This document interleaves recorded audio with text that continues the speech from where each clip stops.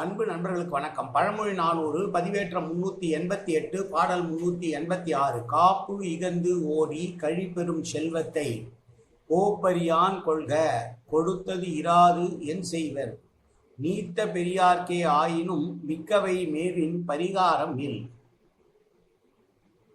முற்றும் துறந்த முனிவர்களாய் இருக்கக்கூடியவர்கள் கூட சில நேரங்களிலே தம்மால் தானமாக கொடுக்கப்பட்ட பொருளை தாமே அடைய விரும்புவர்.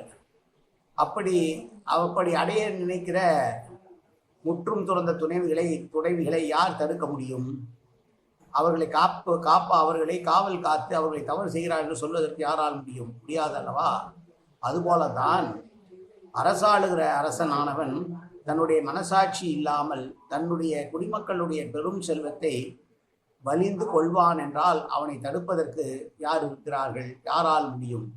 எனவே அரசனோ துறவியோ தாங்கள் ஈந்த பொருளை மீண்டும் அவர்களை கைப்பற்றி கொள்வார்களாயின் அதை தடுப்பதற்கு ஆள் இருக்க மாட்டார்கள்.